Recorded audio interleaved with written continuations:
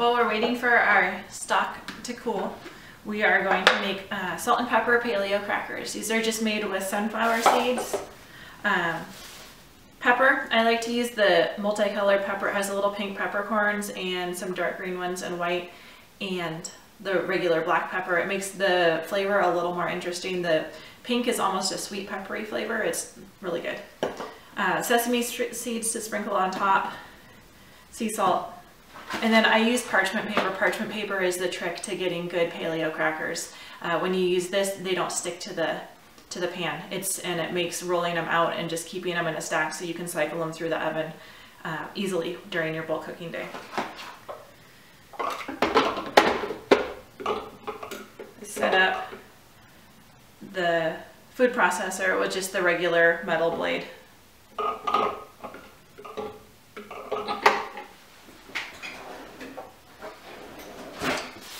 And we're going to use 2 cups of sunflower seeds with a 1/4 cup of filtered water.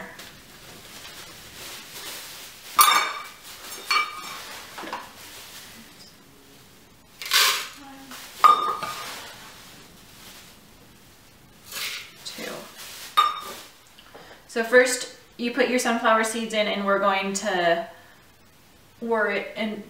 make it into a sunflower seed flour.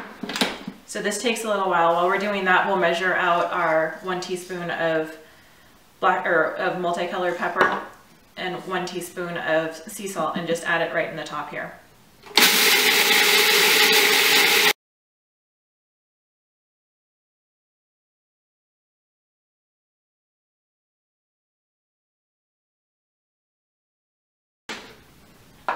So now we've essentially made sunflower seed flour.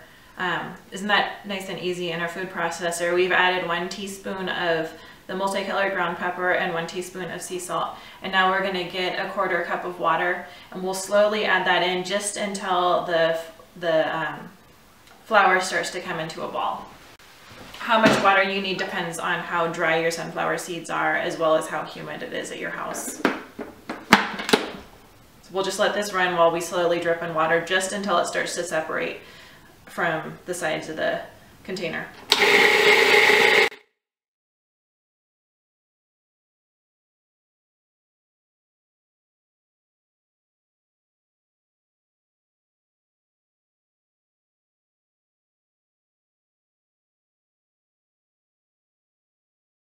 So that's that. It's easier to work with it when it's slightly dry than when it's mushy wet. So next, we just take out parchment and put about 1/3 onto each sheet. So this is about 1/3 of the dough here.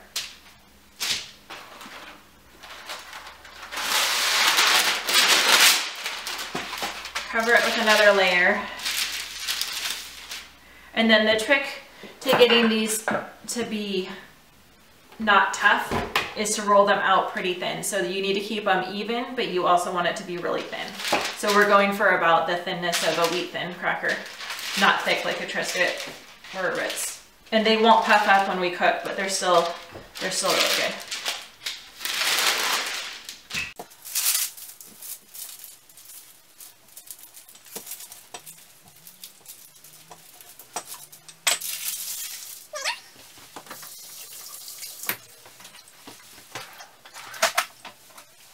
Then we're going to score it into cracker shapes once it's as thin as a wheat thin.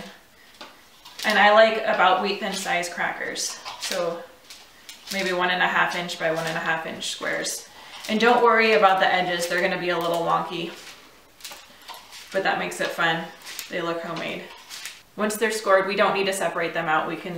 We'll just break them when they get out of the oven. I'm going to sprinkle with a little bit of sesame seeds. You can use whatever you'd like to sprinkle them with. Sometimes more sea salt and pepper is good too. Then I can reuse the top parchment again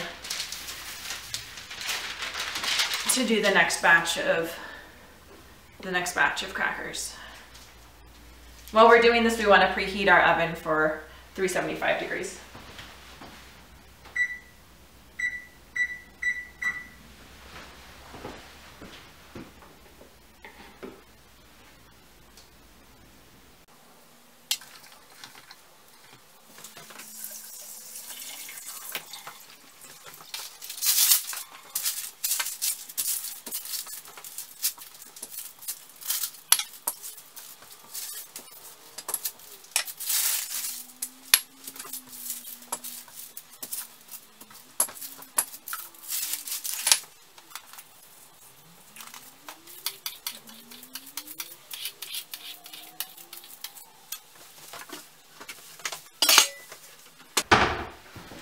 And we'll just place them on a cookie sheet. And we're gonna bake at 375 for about 10, we're gonna check them at 10 minutes, and we want them to be just slightly getting brown around the edges and done in the middle. So it'll depend on how wet your dough is and how thick your crackers are. So we're gonna check at 10 minutes, but they could go all the way to 15 or 16 minutes.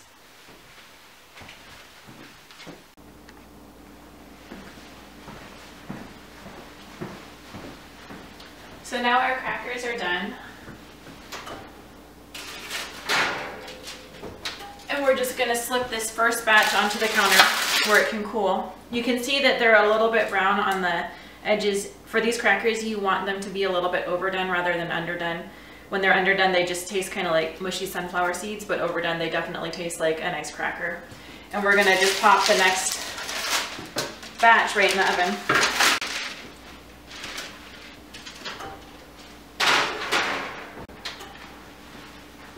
These cool really quickly, so all we'll do is we just break them easily along where we scored them with the knife and let them cool the rest of the way. So we'll keep them in an airtight container to store them. And that's